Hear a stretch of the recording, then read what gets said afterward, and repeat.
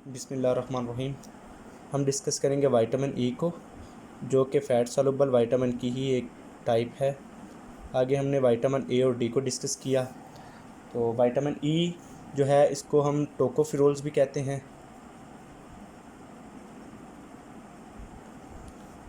ठीक है, tocopherol basically 8 forms में नेचुरली अकरिंग होता है।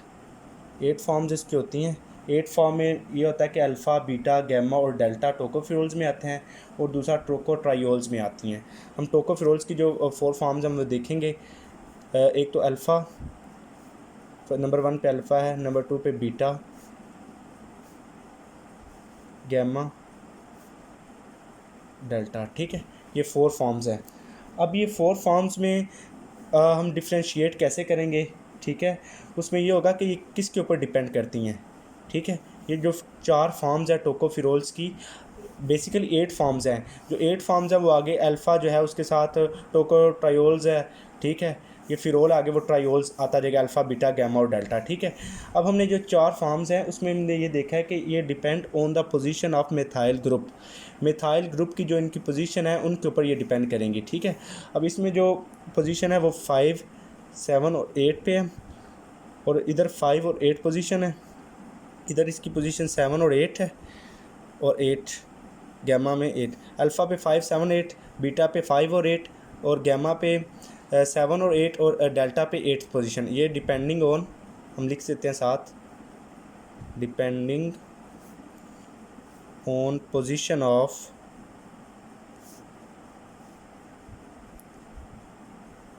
मिथाइल ग्रुप, यानी कि मिथाइल ग्रुप की जो पोजीशन है उसके ऊपर डिपेंड करती हैं। चारों जो हैं वो टोकोफेरोल्स हैं। इसमें जो सबसे एक्टिव फॉर्म है वो अल्फ़ा है। ठीक है, और हम इसी को ही डिस्कस करेंगे। विटामिन ई में है जो अल्फ़ा फॉर्म है इसकी टोकोफेरोल, यही हमारी बॉडी के अंदर जो है वो हमारी जो बॉडी की रिक्वायरमेंट्स है उसको जो मीट करती है। ठीक है, ये एक्टिव फॉर्म है that recognise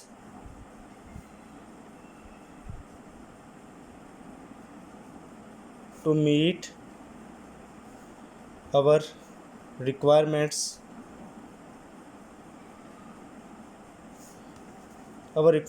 in the body. ठीक है जी, यानी कि इसकी जो अल्फ़ा फॉर्म है वो हमारी बॉडी में जो हमारी रिक्वायरमेंट्स है उसको पूरा करती है। ठीक है, अब हम इसके सोर्सेज देखेंगे। विटामिन ई के सोर्सेज क्या हैं? इसका जो मेजर सोर्स है जो वेजिटेबल ऑयल्स हैं। ठीक है, वेजिटेबल ऑयल्स में आगे आ जाएंगे जी सनफ्लावर ऑयल, कॉर्न ऑयल। ठीक है, वो ऑयल्स वगैरह इसमें शामिल हैं। आगे यीस्ट है। ठीक है, वो भी एक अच्छा सोर्स है विटामिन ई का।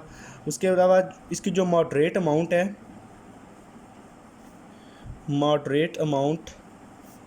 Of vitamin E present in liver and egg yolk. ठीक है, इसकी जो मॉडरेट अमाउंट है वो लीवर के अंदर भी होती है और एग यॉक में भी है। ठीक है, अब हम देखेंगे सोर्सेज के बाद हम देखेंगे इनकी जो नॉर्मल रेंज है विटामिन ई की, जो डेली जो रिक्वायरमेंट है, यानी कि डेली कितना रिक्वायर्ड होता है ये हमें। डेली इसकी रिक्वायरमेंट क्या है? चिल्ड्रंस में इसकी जो रिक्वायरमेंट, चाइल्ड में इसकी रिक्वायरमेंट है 10 to 15 international unit per day. यानी कि हमें अगर इतना कंज्यूम करना चाहिए विटामिन ए को रोज़ाना की बुनियाद पर 10 से 15 इंटरनेशनल यूनिट पर डे हमारी बॉडी को इसकी ज़रूरत होती है। और अडल्ट्स में इसकी जो वैल्यू है वो हमारे पास आएगी 20 to 25 international unit per day. ये इसकी मैंने रिक्वायरमेंट्स आपको बता दी कि इतना जो है वो बॉडी के लिए ज़रूरी होता है कि उसको हम जो है वो कंज्यूम करें। ठीक है, उसके बाद हमारे पास हम इसकी देखेंगे नेक्स्ट अब्जॉर्प्शन को, कि ये कैसे अब्जॉर्ब होता है। Same like that fat soluble के दूसरे जो हमने विटामिन्स पढ़े हैं थ्रू द बाइल डक्ट, ये बाइल जो है salt through the bile salt, ये स्मॉल इंटेस्टाइन में जाएंगे, फिर देन लीवर में जाएंगे। ठीक है, इधर जो लीवर में जाके फिर ये लिपोप्रोटीन के साथ अटैच होकर बॉडी के अंदर ट्रांसपोर्ट होगा। हम देखेंगे अब्जॉर्प्शन, इसकी अब्जॉर्प्शन एंड स्टोरेज देखेंगे कि अब्जॉर्ब कहाँ होता है और स्टोर कहाँ होता है। ठीक है, यानी कि जो विटामिन ई है ये हमारे पास जो अल्फ़ा की फॉर्म में आएगा, जो बेसिकली हमारे पास अल्फ़ा टोकोफेरोल्स जो हम कहते हैं कि ये हमारी बॉडी में वो जो इसको जो एक्टिव फॉर्म है, ठीक है, वो ये है। ठीक है, अब क्या होगा कि एक तो ये होगा कि बाइल डक्ट के थ्रू बाइल साल्ट के, ठीक है, बाइल साल्ट के थ्रू ये जो जाएगा, सॉरी बाइल साल्ट के थ्रू ये कहाँ जाएगा, स्मॉल इंटेस्टाइन में। ठीक है,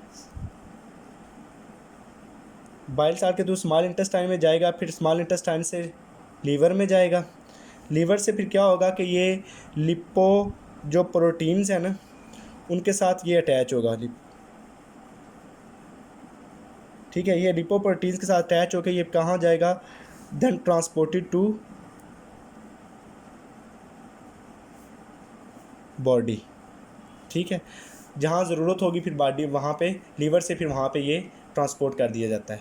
ठीक है, और अगर ये स्टोर करना हो तो या अगर बॉडी के अंदर जो विटामिन ई की हमारे पास मिकदार अगर पूरी है तो फिर ये क्या होगा कि स्टोर कहाँ होगा, इसका दूसरा पाथवे है। ठीक है, यहाँ तक ये स्टोर हो जाता है, ट्रांसपोर्ट हो जाता है। अगर बॉडी के अंदर डेफिशिएंसी हो तो वो जो है वो ट्रांसपोर्ट हो जाएगा उस जगह पर। और स्टोर ये कहाँ होगा, stored in muscles and adipose tissues, muscles and adipose tissues, यानी कि ये दो जगहों पे स्टोर हो जाएगा। ठीक है, उसके अलावा क्या होगा कि इसके अब हमने एब्जॉर्प्शन देखी है। मैं आपको दोबारा एक दफ़ा रिकॉल करूं कि ये बाइल डक्ट के थ्रू स्मॉल इंटेस्टाइन में जाएगा। ठीक है, देन ये लीवर में जाएगा, लीवर में लिपोप्रोटीन के साथ अटैच होकर फिर ये ट्रांसपोर्ट हो जाएगा बॉडी के अंदर जहाँ पे इसकी ज़रूरत होगी। उसके अगर ज़रूरत नहीं है तो फिर ये स्टोर होगा मसल या एडिपोज टिश्यूज़ में, इन दोनों में ये स्टोर हो जाएगा। अब हम देखेंगे इसके फंक्शंस में जो सबसे पहला इसका फंक्शन है वो ये है कि ये एंटीऑक्सीडेंट के तौर पे काम करता है। ठीक है, पहला फंक्शन ये एंटीऑक्सीडेंट के तौर पर ये काम करेगा। ठीक है, दूसरा भी ये है कि हेयर एंड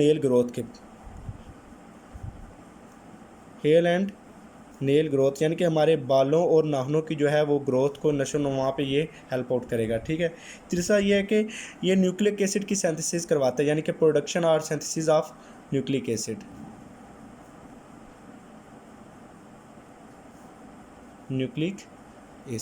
ठीक है, उसके अलावा अगर देखें तो मेल के अंदर ये जो है वो स्टेरिलिटी को भी मेंटेन करता है, स्टेरिलिटी को भी ये क्या करता है, मेंटेन करेगा।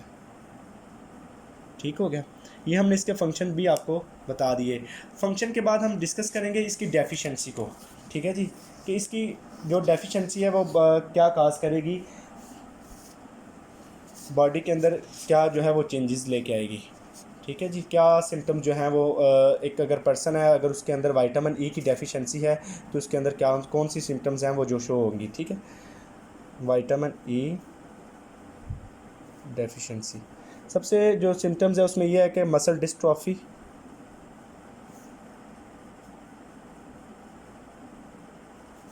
उसके बाद जो सिम्टम्स होती है कि हीमोलिटिक एनीमिया,